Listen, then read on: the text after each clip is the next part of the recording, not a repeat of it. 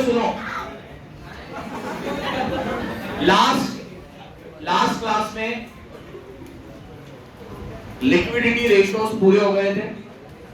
आज हम लोग बात करेंगे अगली कैटेगरी जिसका नाम है सॉल्वेंसी रेशियो। सुनो, जैसे मैंने तुम्हें लिक्विडिटी रेशियो के बारे में दो रेशियो बताए थे, करंट रेशियो और क्विक रेशियो, उसके फॉर्मूले बताए थे, उसी के बेसिस पे सारे क्वेश्चन थे। अब ये सेकंड कैटेगरी है जिसका नाम है सॉल्वेंसी रेशियोज। कौन से रेशियोज हैं? Solvency ratios. इसके बारे में मैं तुम्हें आज पूरा बता दूंगा, फिर जितने भी क्वेश्चन है सब इसके ऊपर ही चलेंगे, बिल्कुल बेसिक। तो बिल्कुल 10-15 मिनट में जब तक ये समझा रहा हूं बहुत गौर से सुनना, एक एक चीज को समझना अच्छे से। देखो, लिक्विडिटी रेशियो है ना, आपकी शॉर्ट टर्म पोजीशन बताते हैं कि अभी आप अपनी करंट एसेट में से करंट लायबिलिटी चुका सकते हो कि नहीं चुका सकते। और करंट एसेट करंट लायबिलिटी आपके लिए बहुत शॉर्ट टर्म चीज है। आप डेटर से पैसा रोज ही ले रहे हो, स्टॉक रोज ही बेच रहे हो, तो ये आपका रोजमर्रा का काम है। तो क्विक रेशियो और करंट रेशियो एक तरीके से आपकी शॉर्ट टर्म लिक्विडिटी को जज करने के काम आते हैं। और जो शॉर्ट टर्म में लिक्विड हो, जरूरी नहीं है वो लॉन्ग टर्म में भी लिक्विड हो। जैसे आज किसी की दुकानदारी का जो काम है वो इतना तो चलता है कि उसने डेटर से पैसे ले लिए, मटेरियल का पैसा चुका दिया, बीआर से पैसा आया, बीपी का पैसा चुका दिया, माल बेचा, माल खरीद लिया।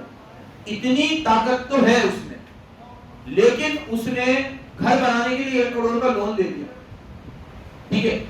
अब वो 1 करोड़ की जो किस्तें हैं वो 15 सालों तक चलेगी। अब वो 15 सालों तक वो लोन चुका पाएगा कि नहीं, उसके ऊपर क्वेश्चन मार्क है। तो वो अपने रोजमर्रा के खर्चे तो कर लेता है और अपनी शॉर्ट टर्म लायबिलिटी को तो चुका देता है, बट वो लॉन्ग टर्म लायबिलिटी चुकाने के कैपेबल है कि नहीं है, इसके ऊपर क्या है, क्वेश्चन मार्क। वो एक जोक है ना, कल की चिंता नहीं है मुझे, उतना पैसा है मेरे पास, मुझे चिंता है परसों, ठीक है। तो कल की चिंता के लिए आपने लिक्विडिटी रेशियो पढ़ लिए, ये परसों के लिए। क्या आप लॉन्ग टर्म में सॉल्वेंट हो कि नहीं हो? शॉर्ट टर्म में तो हो आप, क्या आप? तो उसके लिए ये रेशियो निकाले जाते हैं। अब मैं अभी इसकी बुक में से ये देख रहा था कि इसमें से कितने आपको एप्लीकेबल है, क्योंकि हर साल ये चेंज होते रहते हैं। पहले ये सिर्फ 3 आते थे आपको, 1, 2 और 3। पिछले साल 1 बढ़ गया 4 और इस साल 1 और बढ़ गया ये। वो अभी इसकी बुक में ये देख रहा था। तो ये टोटल 16 है, 16। आपको तो सिर्फ अभी 5 है, आगे चल के ये और पढ़ोगे। सॉल्वेंसी रेशियोज बहुत सारे होते हैं, आपको सारे एप्लीकेबल नहीं, लेकिन लिक्विडिटी रेशियो तो किसी भी किताब में पढ़ोगे तो 2 ही मिलेंगे, करंट रेशियो और क्विक रेशियो। चलो इधर देखो, लिक्विडिटी में सबसे पहला रेशियो आता है, इसके नाम में इसका फॉर्मूला है डेब्ट इक्विटी रेशियो। नाम में ही फॉर्मूला है डेब्ट अपॉन, इसको याद कराना मेरे लिए बहुत बड़ा टास्क है। नाम में ही फॉर्मूला है डेब्ट अपॉन, लेकिन आपको ये देखना होगा डेब्ट में आप क्या लोगे, लॉजिक बाद में बताऊंगा। डेब्ट में आप लोगे एनसीएल, नॉन करंट, और इक्विटी में लोगे शेयर होल्डर्स फंड। क्या लोगे? Share holders fund. ये डेब्ट अपॉन इक्विटी। ये भी आइडियल माना जाता है जब ये 2:1 है। कितना हो? 2:1। आपकी बुक में सिर्फ इसका ही आइडियल रेशियो दे रखा है, बाकी किसी का भी नहीं दे रखा, बाकी किसी के होते भी नहीं। इसका होता है लेकिन आपको नहीं दे रखा, तो नहीं याद रखना। इसका आइडियल रेशियो कितना माना जाता है? 2:1। डेब्ट अपॉन इक्विटी। लॉजिक समझाता हूं।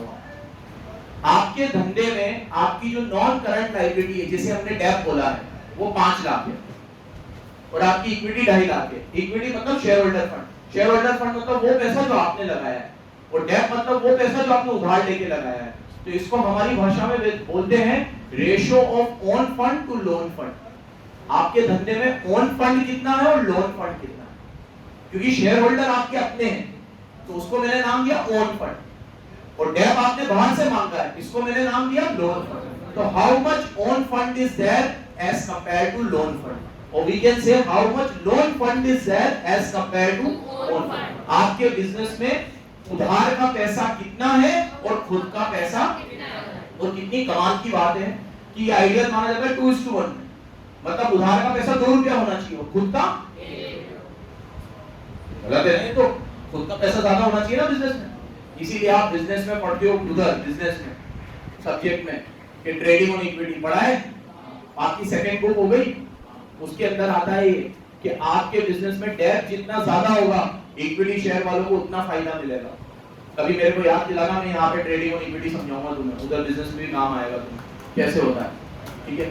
तो आपके बिजनेस में जितना डेप होगा, उधार का पैसा जितना ज्यादा होगा, उतना आपके लिए अच्छा है, ठीक है। समझाता हूँ, चलो अभी एक समझाता हूँ, एक एग्जांपल समझाता हूँ, छोटा सा एग्जांपल है, बिजनेस में भी आएगा तुम्हें। देखो अभी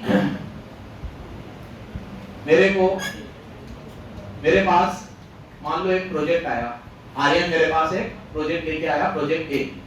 आर्यन ने कहा सर इस प्रोजेक्ट में 50 लाख रुपए की जरूरत है और मैं आपको श्योरिटी दे रहा हूं कि इससे जो रिटर्न ऑन इन्वेस्टमेंट होगा वो 20% होगा। मतलब ये प्रोजेक्ट में आप पैसे लगाओगे मेरे कहने पे तो नहीं करेंगे भी आपको 20% रिटर्न मिलेगा। मैं कहा ठीक है, कितने का प्रोजेक्ट है? बोला 50 लाख। मैं कहा यार 50 लाख तो नहीं है मेरे पास, थोड़े शॉर्ट है। बोला सर कितने हैं आपके पास? मैं कहा 2 लाख। तो इसे कहा सर बाकी के 48 लाख। मैं कहा वो तो नहीं है मेरे पास। ठीक है सर, अब मैं आपके पास प्रोजेक्ट लेके आया हूँ, मैं किसी और को नहीं देना चाहता, कम से कम आपके पास 2 लाख तो पक्का है ना? मैं कहा हाँ, सब चीजें तोड़ बैठ के जितने भी गल्ले हैं उसे काट पीट के बैंक अकाउंट वगैरह खाली करके मेरा, मम्मी का, वाइफ का 2 लाख तो मैं कर दूंगा। इसे कहा सर 48 लाख का लोन ले लेते हैं। मैं कहा लोन वोन तो यार, अरे सर लोन ले लो आप मेरे कहने पे, मैं आपको एक बैंक से लोन दिला दूंगा। कितना ब्याज लगेगा भाई? मैं कहा सर पूछ लेते हैं। बैंक से जाके पूछा, उन्होंने कहा भाई सिक्योरिटी है? बोला कुछ भी नहीं है। तो बोला 15% ब्याज देना पड़ेगा। ठीक है, तो हमने 50 लाख में से खुद का पैसा तो कितना लगाया? 2 लाख। और डेट कितने का लिया? और उस डेट पे ब्याज कितना था? अब मैंने आर्यन के कहने पे 50 लाख का जुआ खेल दिया, और क्योंकि आर्यन ने कहा था तो सही भी निकला और 20% मुझे मिल भी गया। तो मेरे को earning before interest and tax, सारा टैक्स वैक्स देने के पहले मुझे आर्यन ने 50 लाख पे 20% रिटर्न दे दिया, खर्चे काट पीट के। तो 50 लाख का 20% कितना हुआ? 10 लाख। तो मेरे हाथ में कितने आ गए? अब 10 लाख में से मैंने क्योंकि लोन लिया है तो क्या देना पड़ेगा? तो 48 लाख का 15%, 7 लाख। तो मेरे हाथ में कितने बचे? 280। कितने बचे? 280। अब एक कमाल की बात देखो, रिटर्न ऑन इक्विटी निकालते हैं कि शब्बीर ने कितना रिटर्न कमाया? 280 कमाए मैंने, जबकि मैंने लगाए ही कितने थे? इनटू 100% से भी ज्यादा रिटर्न है। काट पीट लेना, 2 जीरो से 2 जीरो कटी, 3 जीरो से 3 जीरो कटी, और 2 से 480 भी कट गया। सो माय रिटर्न इज, कोई बिजनेस इतना रिटर्न दे सकता है? 140% रिटर्न कमाया मैंने। कितना कमाया? 140%। वो भी सबको इज्जत से सब कुछ देने के। वो मैंने लगाए 2 लाख थे और मेरे बच गए 280। 80,000 तो मैं पहले साल में प्लस में हूँ और मेरा इन्वेस्टमेंट मैंने वापस भी ले लिया।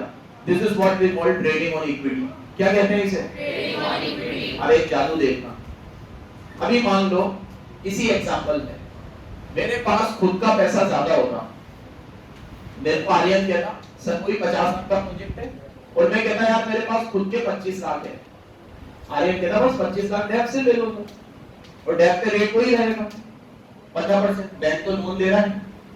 अब मेरा जो रिटर्न आता ईबीआईटी, तो लगाए तो मैंने वही 50 लाख है, और आर्यन ने कहा 20% कमा के दूंगा, तो कितना आता मेरे हाथ में? आता वही 10 लाख। ये बहुत कमाल की बात समझा रहा हूँ, ये मेरे कोर्स का पार्ट नहीं है, ये बिजनेस में आएगा तुम्हें, तो ध्यान देना थोड़ा। अब मेरे को फिर इंटरेस्ट देना पड़ता, तो मैंने कितना लोन लिया था और उसको इंटरेस्ट देना पड़ता 15%। 25 लाख का 15%, 3.75 या 25? 3.75। ठीक है, निर्भय ने तो नहीं बोला ना, ये गलती बोलता 90%। ठीक है, तो 3.75। अब मेरे पास कितना बचा नेट प्रॉफिट सब देने के बाद? 10 लाख में से 3.75 कितना होगा? 6.25। क्या हो गया बेटा?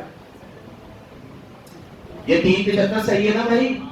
वैसे 2.5 लाख का 10% होगा तुम्हारा, 25 लाख का 10% होगा 2.5 लाख, और 25 लाख का 5% होगा तुम्हारा 1.25। 1.25 और 2.5 लाख प्लस करके 3.75 बिल्कुल सही आएगा। अब रिटर्न ऑन इक्विटी देखते हैं, शब्बीर ने कितना कमाया? शब्बीर ने कमाए 6.25, और शब्बीर ने लगाए कितने थे? 25 लाख इनटू 100। 3 0 3 0 2 0 2 जीरो। 25 की टेबल में 625 आता है। कितनी बार? कितना कमाया मैंने? इससे चलो पहले था मेरा, पहले मैं कमा रहा था 140%, गिर के आ गया मैं। पहले कितने कमा रहा था मैं? हाँ 140%। अमाउंट में मत देखो, हर चीज परसेंटेज में देखा करो। कितने कमा रहा था पहले मैं, अब कितने पे आ गया? जबकि अब तो मैंने पैसा ज्यादा लगाया है, पहले तो मैंने कम लगाया था। जादू हो गया ना? ये जादू हुआ डेप्थ की वजह से। इसीलिए बोलो मेरे साथ, सर्फ एक्सेल का एक ऐड आता था, दाग अच्छे हैं। तो अब हमारे लिए कॉमर्स का ऐड बनेगा, डेप्थ अच्छे हैं। क्या? कर्जा कर्जा बढ़िया बात है। लोग को ले ना पागल हो, ठीक है भैया। यहाँ पे डेप्थ इसलिए अच्छा है क्योंकि मेरा रिटर्न 20% था। अगर मेरे रिटर्न के ही मानदे होते, मैं जिस प्रोजेक्ट में पैसा लगा रहा हूँ वहां से 10% मिल रहा है और यहाँ ब्याज देना पड़ता मुझे 15%, तो मैं ब्याज के दलदल में डूब जाता और निकल ही नहीं पाता। तो इसीलिए बिजनेस में डेप्थ तब तक ही अच्छा है जब आपका बिजनेस अच्छा रिटर्न कमा के दे रहा है। तो इसे बोलते हैं ट्रेडिंग ऑन इक्विटी। तो बोलो मेरे साथ, greater the quantity of depth in business, more return will be earned by equity shareholders. बड़ा मैं डेप रहा हूं और फायदा किसको होगा? बराबर पीछे, बड़ा किसको रहा हूं? डेप को। फायदा किसको होगा? मैं अपने डेप को 48 लाख से कम करके कितना ले आया? तो मैं डेप कम कर दिया और उससे इक्विटी वालों को नुकसान हुआ। उनका रिटर्न 140 से कितने पे आ गया? This is what we call trading on equity। ये तुम्हें और तुम्हारे बिजनेस के टीचर डिटेल में समझाएंगे। अभी मेरे से जितना मेरा टाइम था उतने में मैंने बता दिया। वापस इस पे आ जाते हैं। ये सारी चर्चा कहां से निकली? इस रेशियो से। इस रेशियो का क्या फॉर्मूला है? Debt upon equity. और इसमें ज्यादा क्या होना चाहिए? मतलब हर धंधे में 1 रुपए का ओन फंड होना चाहिए और 2 रुपए का लोन फंड होना चाहिए। हर धंधे में याद रखना, ये किताबी बात है, रियलिटी कुछ और है। आप अंधाधुन अगर डेप ले लोगे तो वो भी कोई अच्छा नहीं है। अगर आपका बिजनेस उस डेप का ब्याज ही नहीं चुका पाएगा, आज तो बड़ी बड़ी मल्टीनेशनल कंपनियां डेप फ्री हो रही है। मुकेश अंबानी ने अभी एजीएम में बोला था कि हमारी रिलायंस इंडस्ट्रीज कुछ सालों में डेप फ्री हो जाएगी। मतलब हमारी बैलेंस शीट में 1 रुपए का भी नॉन करंट लायबिलिटी नहीं रहेगा, जीरो कर देंगे हम। हमारी कंपनी का सिर्फ शेयर होल्डर फंड रहेगा। हम हमारी कंपनी में सारा पैसा खुद से लगाएंगे, बस सारा चुका देंगे, सारा लोन वोन सब चुका देंगे, डेट फ्री कर देंगे हम रिलायंस को। और भारत की पहली कंपनी बनाएंगे जो डेट फ्री होगी। ये मुकेश अंबानी का विजन है, कहा है उन्होंने, ठीक है। तो भैया डेट आप लोग का अलग तरह का चल रहा है कि आप इक्विटी इशू करो, शेयर होल्डर से पैसे लो, उनके पैसों से बिजनेस चलाओ, उनको डिविडेंड दो और जो बच जाए वो आप रखो और आप भी इक्विटी लगाओ, डेट कम लो। लेकिन ये कहते हैं डेट 2:1 होना चाहिए। हर धंधे में 1 रुपया खुद का और 2 रुपया उधार का। बोलो 1 रुपया फॉर्मूला एकदम इजी है, नाम नहीं फॉर्मूला है, डेट अपॉन इक्विटी। इधर आ जाओ, सेकंड फॉर्मूला है टोटल एसेट टू डेट। इसके भी नाम में ही फॉर्मूला है। ऊपर क्या आएगी, नीचे क्या आएगा? पहले ही बता चुका हूं। डेट का मतलब क्या है? इस क्लास में बैठे हर बच्चे को बैलेंस शीट का फॉर्मेट याद है। नॉन करंट लायबिलिटी में 4 चीजें आती है, long term borrowing, long term provision, deferred tax और अदर। जिसमें अदर और डेफर्ड टैक्स कभी काम आता है, 2 ही चीज काम आती है, long term borrowing, long term provision. तो जब मैं एनसीएल बोल रहा हूं मतलब long term borrowing plus long term क्या प्रोविजन। बड़े दिनों बाद आए हैं, आज कितने दिन बाद आए हैं? झूठ मत बोल।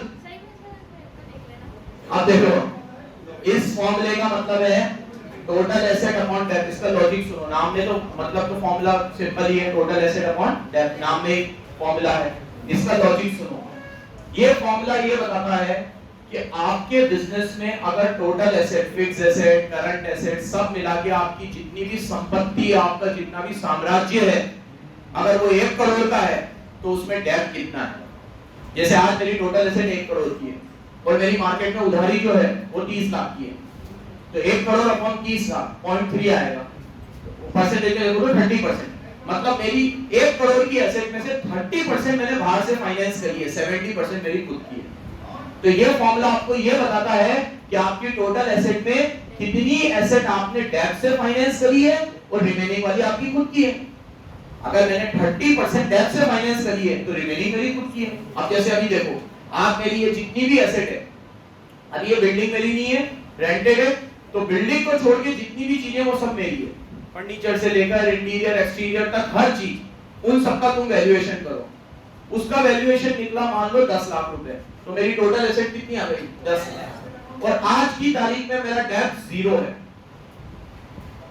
मतलब मेरी नॉन करंट लायबिलिटी 0 है, मेरे को किसी को बाहर कोई पैसा नहीं देना, डेब्ट 0 है मेरा। तो ये 10 लाख की पूरी एसेट मैंने कहां से फाइनेंस करी? इक्विटी से। तो एक फॉर्मूला तो ये दे रखा है, एक और आता है जो तुम्हें है नहीं, टोटल एसेट टू इक्विटी। ये कौन सा है? फॉर्मूले वो भी दे ही देते, उसका फॉर्मूला था टोटल एसेट अपॉन इक्विटी। वो ये बताता है कि कितनी एसेट आपने खुद से फाइनेंस करी है और ये बताता है कि कितनी एसेट आपने डेब्ट से फाइनेंस करी है। ये क्लियर होगा तो आगे बढ़ूंगा मैं। तो नाम में ही मतलब है टोटल एसेट अपॉन, फॉर्मूला भी बड़ा सिंपल है। तीसरा वाला प्रोप्राइटरी रेशियो, इसके नाम में मतलब नहीं है, लेकिन इसका एक तरीका बताता हूं याद रखने का। यहां आ रहा है डेब्ट अपॉन इक्विटी, यहां आ रहा है टोटल एसेट अपॉन डेब्ट। डेब्ट से डेब्ट काट दो तो ऊपर क्या बचा?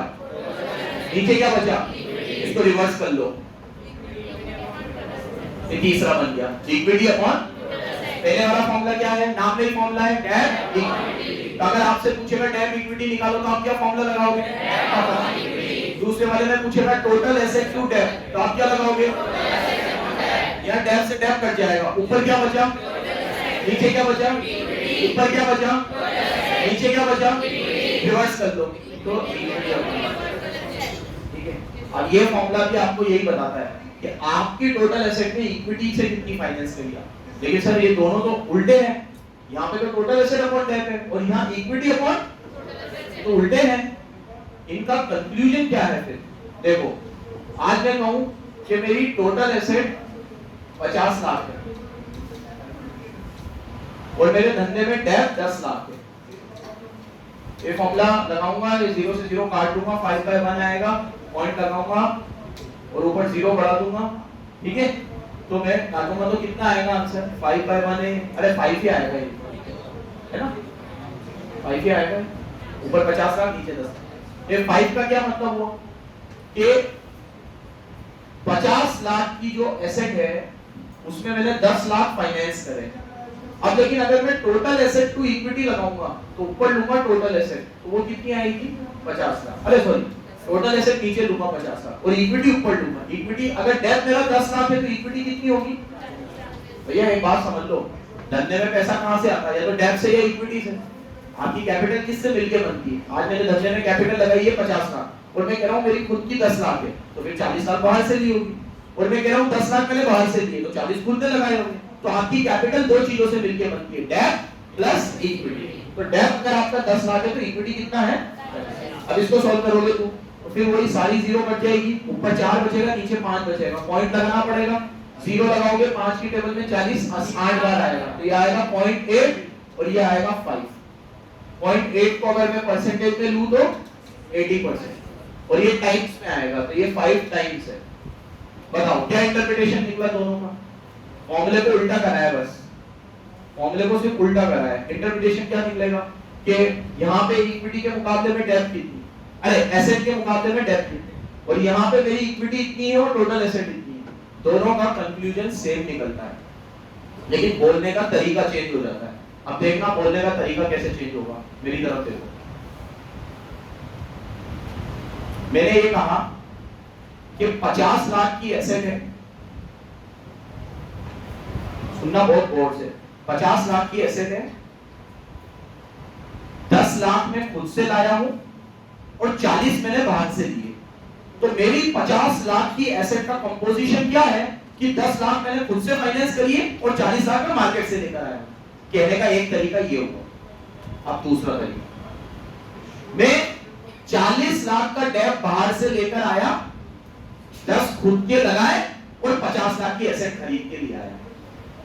दोनों में कुछ फर्क नहीं पड़ा, लेकिन दोनों में मैं बताना क्या चाह रहा हूं, यहां पे मैं क्या कह रहा हूं कि मैं एसेट इतनी लाया तो उसमें से इतना पैसा मैंने डेब्ट से लिया और इतना पैसा मैंने इक्विटी से लिया। और यहां पे मैं क्या बताना चाह रहा हूं कि इतना पैसा मैंने डेब्ट से उठाया, इतना पैसा मैंने इक्विटी से उठाया, फिर जाके में एसेट खरीद के लेकर, तो रेसिप्रोकल हुआ है, बाकी कंक्लूजन विल रिमेन सेम। कहने का तात्पर्य सेम।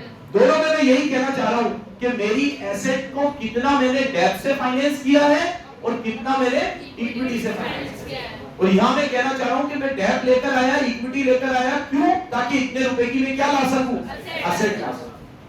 और दोनों में जो कहने का कंक्लूजन निकलेगा वो सेम।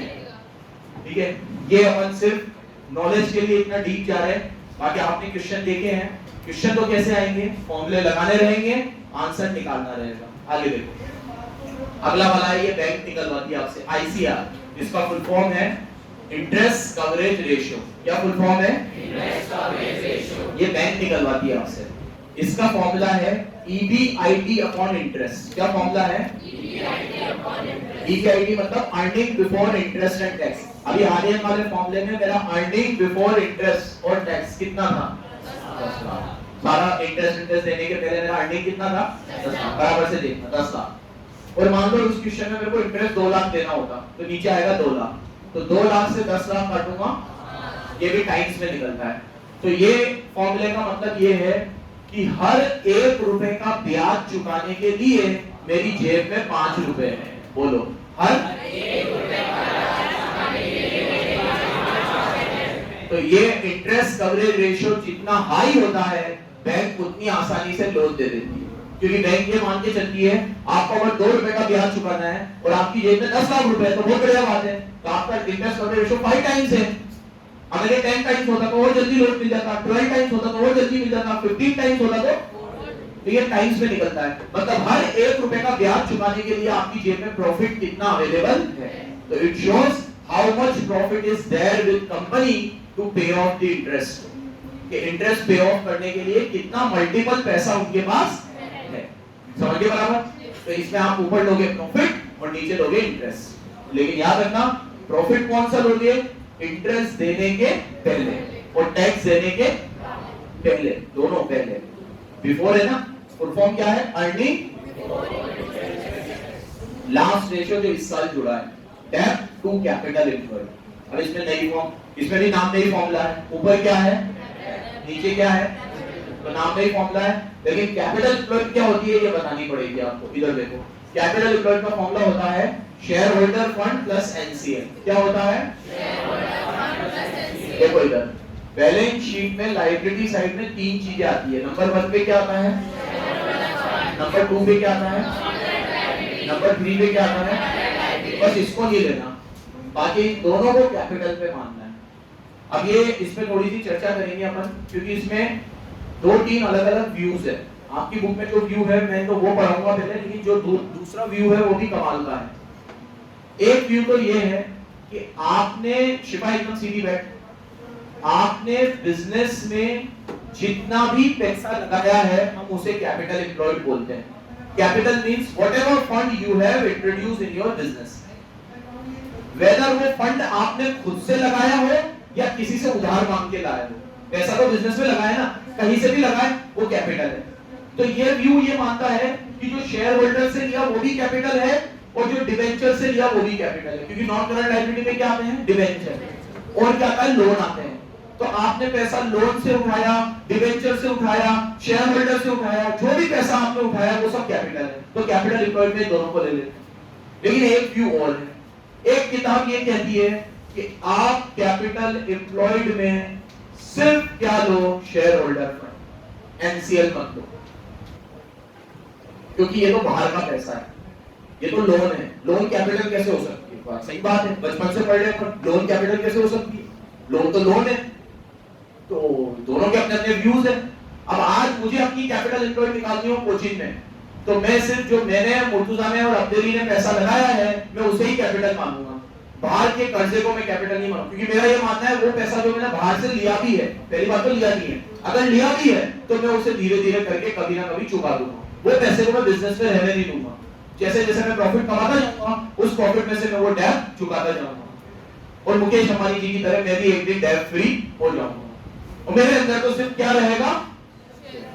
तो मुझे अगर अपना रेशियो कैलकुलेट करना हो, देखो ये रेशियोज आप अपने विजडम से कैलकुलेट करते हो, ये आपके ऊपर है, it is completely your discretionary power कि what numerator and denominator you have to take while calculating ratios, ये आपके ऊपर है। अब मुझे ऐसा लगता है कि मेरे लिए तो कैपिटल सिर्फ वही है जो मैंने लगाई है, तो मैं फिर से उसे ही कैपिटल मानूंगा, मैं डेट को कैपिटल। लेकिन आपकी किताब में सीधी बेट बेटा सीधी बेट, आपकी किताब में एनसीएल को भी कैपिटल माना। तो अगर मैं आपसे पूछूं व्हाट इज कैपिटल एम्प्लॉयड आपकी किताब में, तो आप बोलोगे शेयर होल्डर फंड प्लस। बढ़ू आगे बढ़ू, इन सारे फॉर्मूले को याद करना तो बहुत आसान है, ये डिटेलिंग तो बस मैंने तुम्हारा क्लैरिटी आया थॉट्स में इसलिए इतना लंबा खींचा है, बाकी फॉर्मूले तो मैं 2 मिनट में याद करा सकता हूं और तुम कर भी सकते हो क्योंकि नाम में ही फॉर्मूले है सबके। Debt equity, total asset to debt, debt to capital employed, तो ही याद करने हैं बस। और इसको याद करने का तरीका बता दिया, यहां डेट से डेट कर दिया, ऊपर क्या बचा, नीचे क्या बचा, रिवर्स कर दो, इक्विटी अमाउंट, फिर इंटरेस्ट कवरेज याद करना है, इंटरेस्ट कवरेज का फॉर्मूला ईबीआईटी अपॉन इंटरेस्ट, क्या फॉर्मूला है, तो ये टाइम्स में निकलता है, किस में निकलता है, अगर मेरा अर्निंग बिफोर इंटरेस्ट 10 लाख है और इंटरेस्ट मेरा 2 लाख है तो 10 लाख अपॉन 2 लाख रेशियो कितना आएगा, मतलब हर 1 रुपए का ब्याज चुकाने के लिए मेरी जेब में, और ये टाइम्स में जितना ज्यादा है आपकी सॉल्वेंसी पोजीशन उतनी स्ट्रांग है और लोन आपको उतना आसानी से मिल जाएगा। अगर आपका इंटरेस्ट कवरेज रेशियो आपको एग्जाम में आए, कौन निकलवाता है, आप बोलोगे बैंक निकलवाता है। कब, जब आपको लोन देता है तब, जब भी लोन आपको देता है बैंक तो आपसे पहले क्या निकलवाएगा, इंटरेस्ट कवरेज। इस 5 गुरु मंत्र को दिमाग में फिट कर लो, हर क्वेश्चन सॉल्व हो जाएंगे। अब इस पैटर्न के कम से कम 25 से 30 क्वेश्चन दे रखे हैं, सारे हो जाएंगे अगर ये फॉर्मूले याद हो गए तो। हो जाएंगे ये फॉर्मूले याद। अब मैंने एक चीज और बोली है, जहां अटको बैलेंस शीट बना लो, क्या बैलेंस शीट, 3 चीजें इधर 2 चीजें, सबको याद है 3 चीज क्या, शेयर होल्डर फंड, एनसीएल और सीएल, और एसेट साइड में नॉन करंट एसेट और करंट एसेट, क्या क्या आता है, तो मैं बहुत काम आएगी बैलेंस शीट, क्योंकि ये मिसिंग फिगर के क्वेश्चन देगा तुम्हें। कौन से क्वेश्चन देगा, जैसे इधर देखो एक एग्जांपल देता हूं मैं आपको, कैपिटल एम्प्लॉयड का फॉर्मूला है, अभी जैसे ये 100 है, ये भी 100 है और ये 50 है, तो टोटल 250 होगा। मान लो ये 200 है और ये भी कितना है 50, या 200 मतलब इसको 100 ले लो और इसको 150 ले लो, तो ये भी 250 और ये भी। बैलेंस शीट हमेशा, ये तो सबको याद है ना, बैलेंस शीट हमेशा टैली होगी। सामने देख आरिश, सामने देख। अब देखो कैपिटल एम्प्लॉयड का फॉर्मूला क्या बोला मैंने प्रियन, कैपिटल एम्प्लॉयड का अभी तो बोला बेटा, तू बोल पीछे झील। Very good, share holder fund plus, तो मेरा शेयर होल्डर फंड मेरे एग्जांपल में कितना है 100, एनसीएल कितना है 100 प्लस 100 कितने हो गए 200। अब अगर मान लो मैं तुम्हें ये उड़ा दूं, ये उड़ा दिया मैंने, आ गया, मैंने तुम्हें क्वेश्चन में ये नहीं दिया और मैंने तुम्हें ये दे दिया, तो इससे भी आ जाएगा, क्योंकि इन दोनों को जोड़ोगे तो कितना आएगा 250, और 250 में से अगर मैं ये 50 हटा दूं तो यही तो बचेगा 200, तो एक फॉर्मूला और बन गया, NCA plus CA minus CA, लेकिन मैंने लिखा नहीं है क्योंकि ऐसा तो मैं जल्दी कितने बना दूंगा। आपको तो एक फॉर्मूला याद रखना है कि बैलेंस शीट क्या होती है, अरे आपको तो ये फॉर्मूला याद रखना है कि कैपिटल एम्प्लॉयड क्या होता है, share holder fund plus NCL. अब इधर आ रहा है शेयर होल्डर फंड, इधर आ रहा है एनसीएल और इधर आ रहा है सीएल, और इनका टोटल वही है जो एसेट का टोटल है, तो एसेट का टोटल अगर 250 है तो इनका टोटल भी कितना आना चाहिए 250। अब 250 में से अगर मैं सीएल हटा दूंगा तो 200 ही बचेंगे और मुझे वो 200 ही चाहिए, तो इसलिए कहीं भी अटको क्या बना लो, बैलेंस शीट बना लो, क्या बना लो, बैलेंस शीट।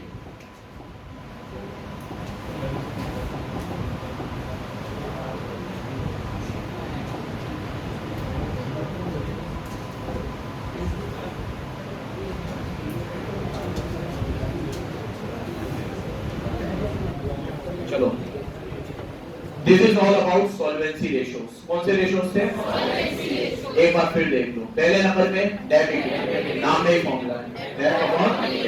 दूसरे नंबर पे टोटल एसेट, नाम में ही फॉर्मूला है, टोटल एसेट अपॉन डेब्ट कोई पूछे तो डेब्ट मतलब एनसीएल, डेब्ट मतलब एनसीएल। टोटल एसेट कोई पूछे तो total asset, non current plus current, total asset मतलब क्या, सिंपल फॉर्मूला है।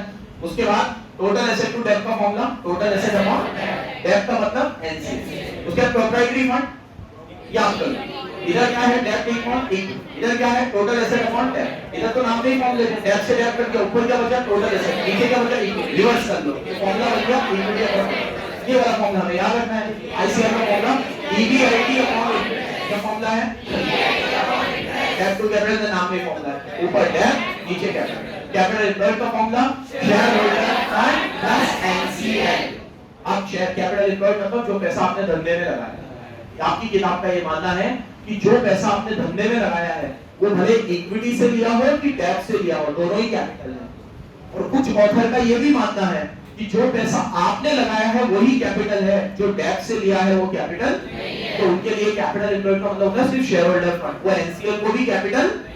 ऐसी भी किताबें हैं, आगे जाके जब इसको डिटेल में पढ़ोगे तो ये व्यू भी आपके सामने आएगा, और वो व्यू भी गलत नहीं है। लोगों का अपना अपना नजरिया है। कोई ये कह रहा है कि जो पैसा मैंने बिजनेस में लगाया बस वही कैपिटल है, और कोई ये कह रहा है कि मैंने लगाया हो कि उधार मांग के लाया हो, पैसा तो धंधे में ही लगाया ना, तो कैपिटल तो सब कुछ है। ठीक है, अच्छा अभी थोड़ा सा अगर आपसे पूछूं मैं, तो आपको कौन सा व्यू ज्यादा सही लगता है, मतलब कैपिटल में डेब्ट और इक्विटी दोनों आनी चाहिए कि सिर्फ इक्विटी आना चाहिए? एक भी व्यू हो सकता है अपना, सिर्फ इक्विटी आना चाहिए, दोनों आने चाहिए। देखो अगर मैं कहूं कि सिर्फ इक्विटी आना चाहिए, तो देखो इसमें एक तर्क ये भी दिया जाता है कि अभी ये सपोज करो कि मेरे पास आर्यन ने कहा कि सर मेरे पास एक 5 करोड़ का प्रोजेक्ट और है। मैं कहा कौन सा प्रोजेक्ट है सर? एक प्रोजेक्ट में 5 करोड़ का अपन यहाँ पे एक 5 स्टार होटल डाल देते हैं। ठीक है 5 करोड़ से कम लगेंगे कि नहीं सर? 5 करोड़ ही लगाने पड़ेंगे, ये भी मैंने आपको कम बताया, सब कुछ कर पुरा के, लेकिन यहाँ पे एक भी नहीं है, 3 स्टार कैटेगरी का होटल भी नहीं है, अपन डाल देते हैं। अब मैंने अपना पूरा जोड़ भाग बिठा दिया, आपने पूरा पैसा जोड़ लिया तो 2 करोड़ रुपए हो रहे थे। मैं कहा 2 करोड़ से मेरे पास 1 रुपया भी ज्यादा चाहिए। इसे कहा सर फिर तो लोन लेना पड़ेगा, बैंक से लेते हैं अपन लोन डालना, क्योंकि प्रोजेक्ट तो 5 करोड़ का है, 5 करोड़ से 1 रुपया भी कम नहीं लगेगा। तो अगर मैं अपने 2 करोड़ को कैपिटल मानूं, 3 करोड़ को ना मानूं, तो उसके बिना पे बिजनेस शुरू ही नहीं होता फिर, क्योंकि 5 करोड़ के बिना वो चीज स्टार्ट ही नहीं हो सकती थी। तो मैंने 3 करोड़ अगर उधार लिया, अगर मैं ना लेता तो बिजनेस ही स्टार्ट ना होता, तो कैपिटल आपकी जीरो हो जाती फिर तो इसलिए जो तर्क देते हैं वो ये देते हैं कि पैसा आपने बिजनेस में जो भी लगाया, भले मांग के लगाया कि खुद का लगाया, सारा ही कैपिटल, तो दोनों अपनी अपनी जगह पे सही व्यूज है। जब चुका देगा तब वो डेब्ट अपने आप जीरो हो जाएगा, तो अपने आप वो कैपिटल में से हट जाएगा। लेकिन आज तो है ना, क्लियर?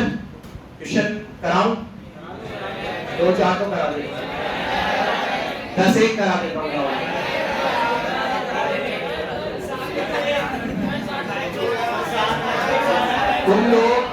तुम लोग है ना बेवकूफ हो। तुम अगर मुझे ये कहते ना हाँ सर कराओ, तो मैं नहीं कराता। तुम सबने मना कर दिया, तो कराना पड़ेगा। एक जने से कुछ नहीं होता। तुम्हें पता है तुमसे उल्टा चलता हूँ, तो तुम्हें ये बोलना चाहिए सर कराओ कराओ सर, आप तो कराओ, एग्जाम आ रहे हैं, ऐसा बोलो। क्या हुआ यशस्वी, तू नाराज लगी बेटा ये सिद्धिता से? इलस्ट्रेशन नंबर 26 देख लो, बट 26 चलो बेटा जल्दी देख लो यार, आज तुम्हारी इतनी बढ़िया रील बनाई है मैंने, रील जरूर देखना घर जाके, मेरे ऑफिशियल पेज पे डालिए, मेरे कौन सा ऑफिशियल पेज है बता रहा बोलो क्या करो, नहीं करा तो ये बड़ी पर्सनैलिटी को फॉलो नहीं किया, ये कोई बात है? चलो देखो, अरे देखो यार, फर्जी आइडिया को तो फॉलो कर लेते एंजल प्रिया नाम से। देखो आर्यन करता है ना, आर्यन। अरे एक क्वेश्चन जल्दी से देख लो, क्यों बोला होगा मैंने? अरे चुप इलस्ट्रेशन नंबर 26 जल्दी देखो। आपके इलस्ट्रेशन नंबर 26 में देखो, आपको इक्विटी शेयर कैपिटल दे रखा है, तो वहां लिख दो वो ई, क्योंकि वो शेयर होल्डर फंड में आएगा। प्रेफरेंस शेयर कैपिटल ई लिख दो, ये भी शेयर होल्डर फंड में आएगा। फिर जनरल रिजर्व करो ना बेटा, बैठे हुए हो, जनरल रिजर्व इसमें भी ई लिख दो, ये भी इक्विटी में आएगा। एसपीआर ये भी इक्विटी में आएगा। पीएनएल ये भी इक्विटी में आएगा। उसके बाद डिवेंचर, इसमें डी लिख दो, ये डेब्ट में आएगा। लोन फ्रॉम बैंक, इसमें भी डी लिख दो, ये भी किस में आएगा, डेब्ट में आएगा। और उसके बाद करंट लायबिलिटी, करंट लायबिलिटी किसी में भी नहीं आएगा। बेवकूफ, मैंने पहले ही बोला था डेब्ट इक्विटी का फॉर्मूला होता है डेब्ट अपॉन इक्विटी, क्या देख लो। और मैंने बोला अभी डेब्ट में सिर्फ कौन सी आती है, अभी तो बोला, फिर करंट कहां से आएगी इसमें, और इक्विटी में आएगा शेयर होल्डर, और शेयर होल्डर फंड में आप सबको पता है शेयर कैपिटल, इसीलिए मैं पहले पूरा फॉर्मेट याद होना चाहिए। अब ये सब में आपने ई लिखा है, 1 2 3 4 5, पांचों चीज को टोटल कर लो, और डेब्ट में दोनों चीज को टोटल कर लो, 5 चीज को टोटल करो, कितना आएगा, 6,40,000, इक्विटी आएगा। और डेब्ट में नीचे दोनों को टोटल करो, 8 तो नहीं हो रहा है, 3.5 और 4.5 कितने हो रहे, तो ऊपर आएगा कितना, अब 4 0 से 4 0 कट गया, और 80 और 64 ये 10 बार, और ये फिर और कटेंगे, ये 5 बार और ये 4, फिर और कटेगा 0.8, तो आंसर इज 0.8। बिल्कुल सिंपल था। अरे उल्टा लिख दिया क्या मैंने, अरे हाँ सॉरी 5/4 है, सही है, तो कितना आएगा 1.4/5 होगा तो 0.8 आता, तो 5/4 है, कितना आएगा 1.5। सिंपल था एकदम, ये नहीं आएगा। 28 27 में भी डेब्ट इक्विटी है, घर से निकाल के लाना, बुक में ही निकाल लेना, बस अनसोल्ड मत करना, ठीक है। इसमें ज्यादातर फोकस हमारा रहेगा उन क्वेश्चंस पे जिसमें ये सारे कवर करेगा, क्योंकि अगर वो सिर्फ एक ही क्वेश्चन देगा एग्जाम में, तो उसने सिर्फ डेब्ट इक्विटी दे दिया तो मजा नहीं आएगा, और 2-3 देगा एक साथ, ठीक है। चलो धन्यवाद।